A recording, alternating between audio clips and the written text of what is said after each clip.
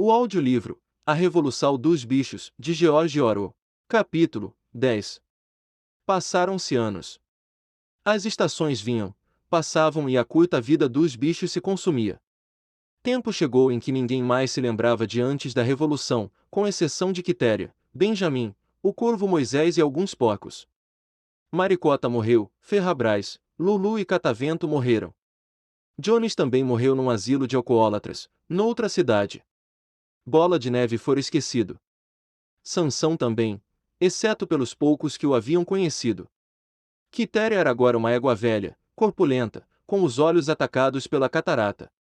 Já ultrapassara de 2 anos a idade de aposentadoria. Aquela história de reservar um pedaço de campo para os animais idosos não era mais nem mencionada.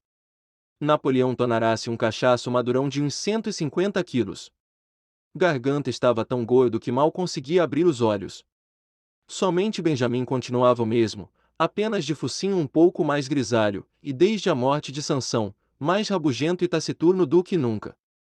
Agora existiam muito mais criaturas na granja, embora o índice de crescimento não fosse aquele que esperavam nos primeiros anos. Haviam nascido muitos animais, para os quais a revolução não passava de uma obscura tradição transmitida verbalmente, e outros que nem sequer tinham ouvido falar coisa nenhuma a respeito. A granja contava agora com 3 cavalos além de Quitéria.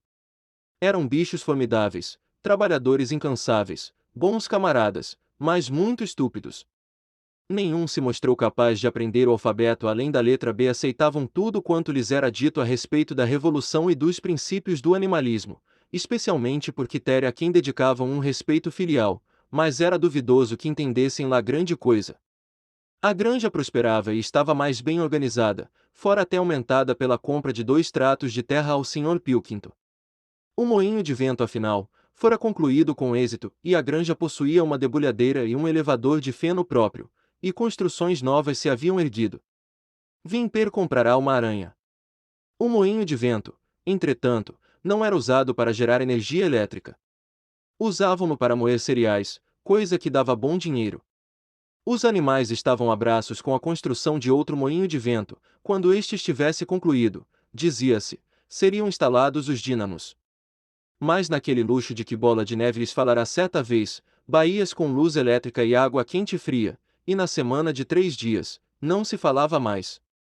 Napoleão denunciará tais ideias como contrárias aos princípios do animalismo. A verdadeira felicidade, dizia ele, estava em trabalhar bastante e viver frugalmente. De certa maneira, parecia como se a granja se houvesse tornado rica sem que nenhum animal tivesse enriquecido, exceto, é claro, os porcos e os cachorros. Talvez isso acontecesse por haver tantos porcos e tantos cachorros. Não que esses animais não trabalhassem, à sua moda. Garganta nunca se cansava de explicar que havia um trabalho insano na ação de supervisionar e organizar a granja. Grande parte desse trabalho era de natureza tal que estava além da ignorância dos bichos. Tentando explicar, Garganta dizia-lhes que os porcos dispendiam diariamente enormes esforços com coisas misteriosas chamadas arquivos, relatórios, minutas e memorandos. Eram grandes folhas de papel que precisavam ser miudamente cobertas com escritas e, logo depois, queimadas no forno. Era tudo da mais alta importância para o bem-estar da granja, dizia Garganta. A verdade é que nem os porcos nem os cachorros produziam um só grama de alimento com o seu trabalho, e havia um bocado deles, com o apetite sempre em forma. Quanto aos outros, sua vida, ao que sabiam, continuava a mesma. Geralmente andavam com fome, dormiam em camas de palha, bebiam égua no açude e trabalhavam no campo, no inverno, sofriam com o frio, no verão, com as moscas. De vez em quando, os mais idosos rebuscavam a apagada memória e tentavam determinar se nos primeiros dias da Revolução, logo após a expulsão de Jones, as coisas haviam sido melhores ou piores do que agora. Não se conseguiam lembrar-se. Nada havia com que estabelecer comparação, não tinham em que basear-se, exceto as estatísticas de Garganta, que invariavelmente provavam estar tudo cada vez melhor. Os bichos consideravam o problema insolúvel, de qualquer maneira, dispunham de muito pouco tempo para essas especulações. Apenas o velho Benjamin afirmava lembrar-se de cada detalhe de sua longa vida e saber que as coisas nunca haviam estado e nunca haveriam de ficar nem muito melhor nem muito pior, sendo a fome, o cansaço e a decepção, assim dizia, a lei imutável da vida. Mesmo assim, os bichos nunca perdiam a esperança. Mais ainda, jamais lhes faltava, nem por instantes, o sentimento de honra pelo privilégio de serem membros da Granja dos Bichos, que continuava a ser a única em todo o condado e em toda a Inglaterra, de propriedade dos animais e por eles administrada. Nenhum deles, nem mesmo os mais moços, nem mesmo os chegados de outras granjas, situadas algumas a 10 ou 20 quilômetros de distância, jamais deixaram de maravilhar-se com isto. E quando ouviam o tiro da espingarda e viam a bandeira flutuando no topo do mastro, seu coração se inchava de orgulho e a conversa passava a girar em torno dos históricos dias de antanho, da expulsão de Jones, da inscrição dos 7 mandamentos, das grandes batalhas em que os invasores humanos haviam sido derrotados. Nenhum dos antigos sonhos fora abandonado. A República dos Bichos, que o velho major havia previsto, quando os verdes campos da Inglaterra não mais seriam pisados pelos pés humanos, era coisa em que ainda acreditavam. O dia havia de chegar. Podia ser mais cedo ou mais tarde, talvez não acontecesse durante a vida de qualquer dos animais de então, mas havia de chegar. Até a melodia de bichos da Inglaterra talvez fosse cantarolada secretamente aqui e ali, de qualquer maneira, a verdade é que cada bicho da granja conhecia, embora nenhum tivesse coragem de cantá-la em voz alta. Talvez fosse verdade que a vida era difícil e que nem todas as suas esperanças se haviam concretizado, mas tinham a consciência de não serem iguais aos outros animais. Se tinham fome, não era por alimentarem alguns tirânicos seres humanos; se trabalhavam arduamente, pelo menos trabalhavam em seu próprio benefício. Nenhuma criatura dentre eles andava sobre 2 pernas. Nenhuma criatura era dona de outra. Todos os bichos eram iguais.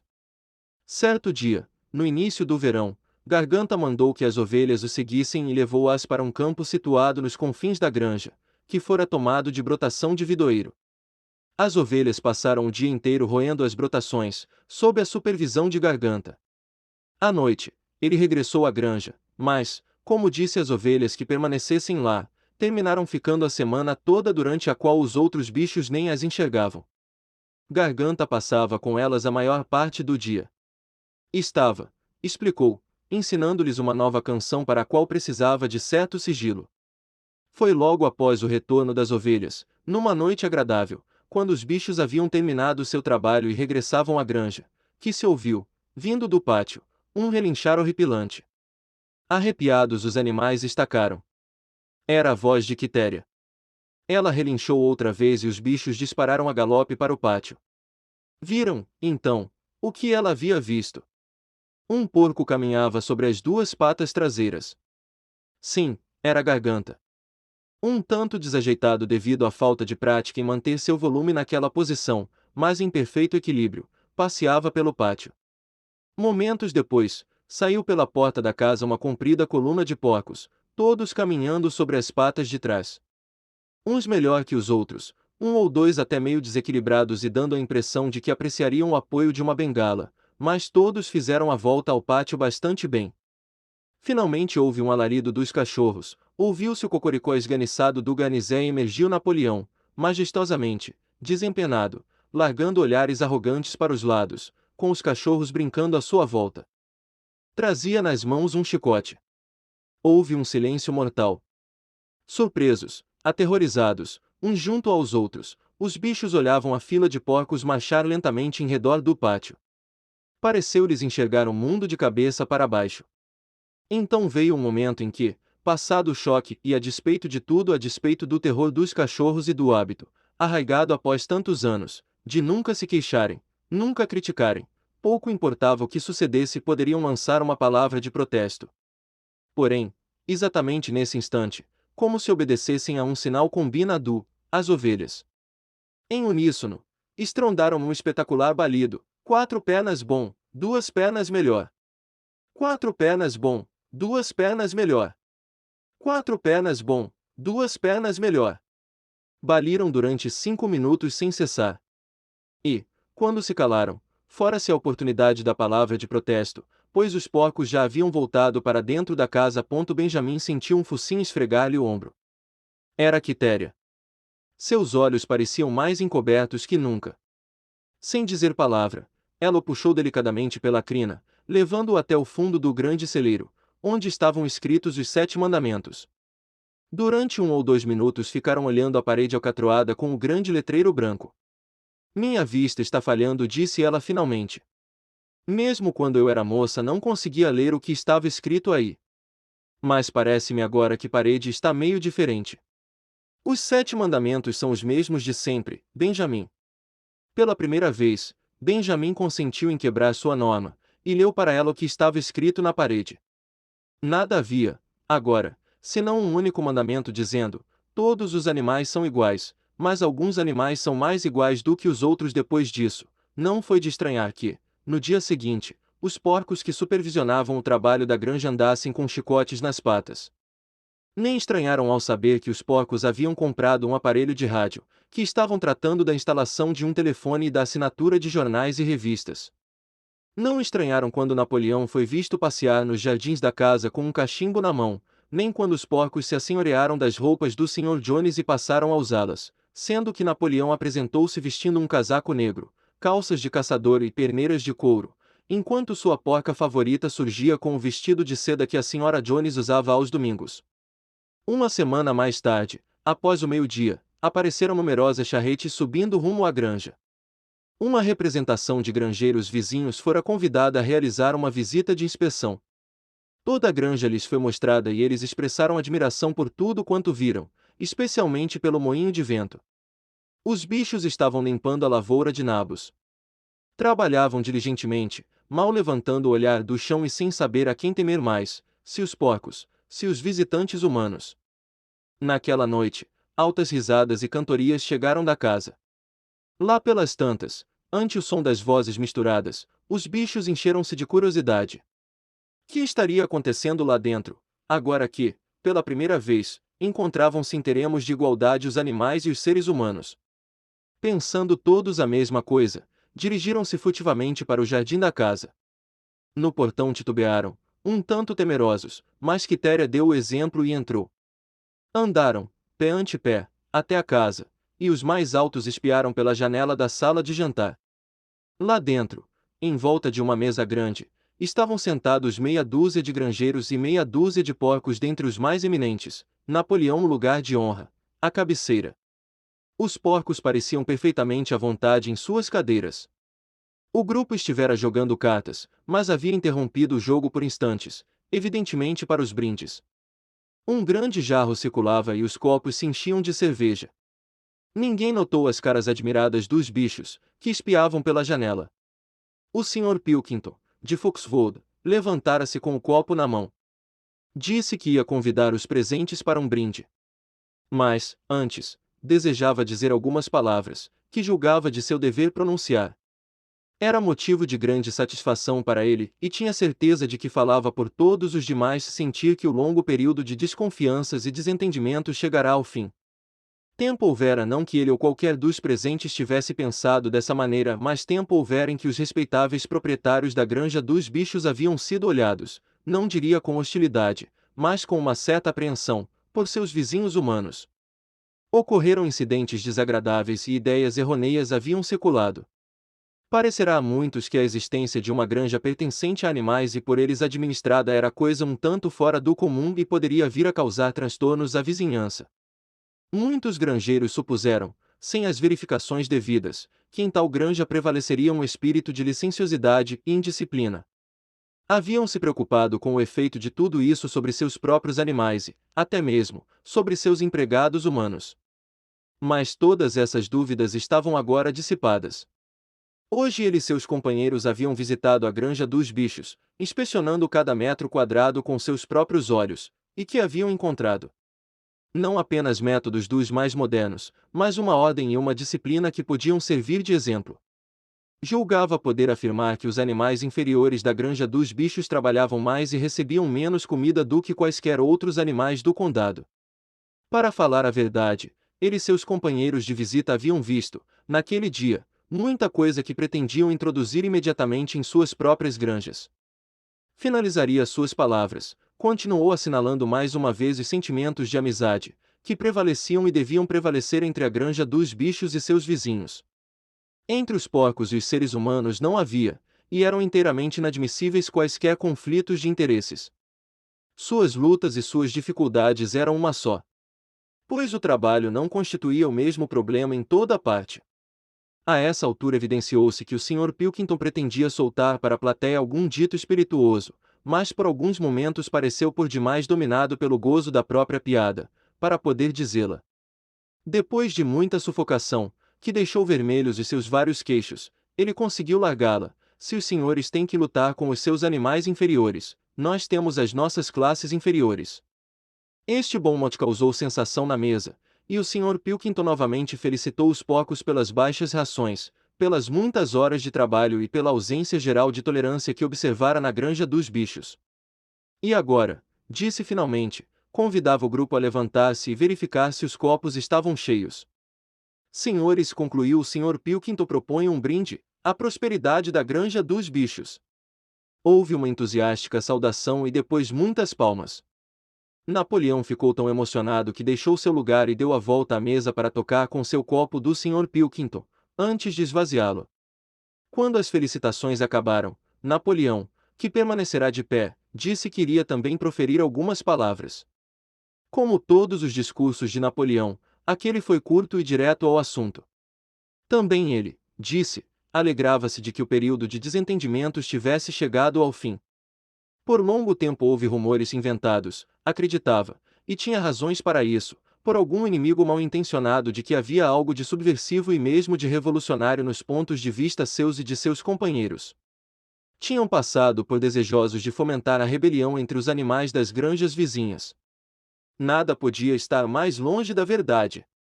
Seu único desejo, agora como no passado, era viver em paz e gozando de relações normais com os seus vizinhos. Aquela granja que ele tinha a honra governar, acrescentou, era um empreendimento cooperativo. As escrituras que estavam em seu poder conferiam a posse a todos os porcos. Não acreditava que ainda restassem quaisquer das velhas suspeitas, mas certas modificações na rotina da granja haviam sido introduzidas com o fito de promover uma confiança ainda maior.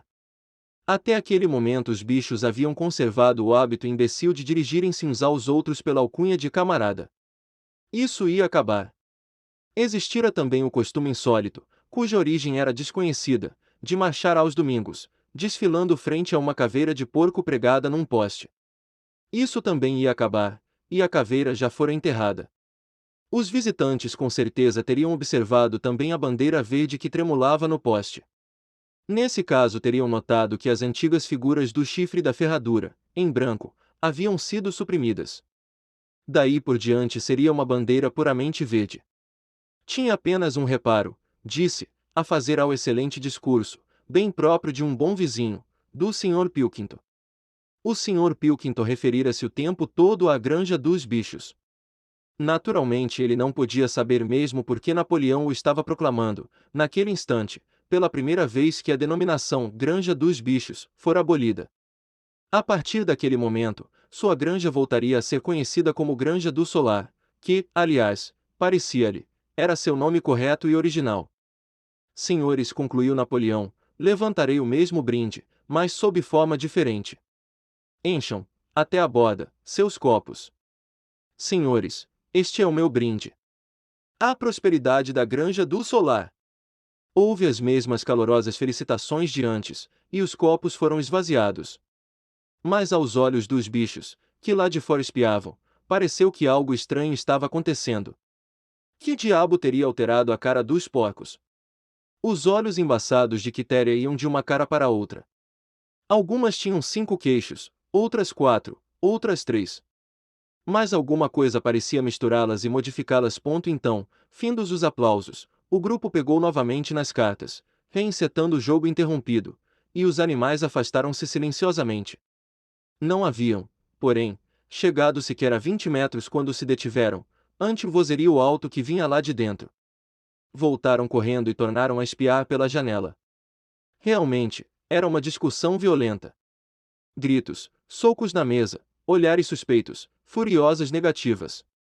A origem do caso, ao que parecia, fora o fato de Napoleão e o Sr. Pilkington haverem, ao mesmo tempo, jogado umas de espadas. 12 vozes gritavam cheias de ódio, e eram todas iguais. Não havia dúvida, agora, quanto ao que sucedera à fisionomia dos porcos.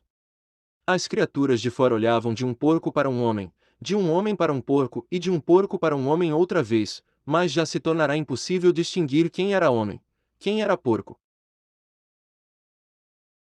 Obrigado por assistir este vídeo.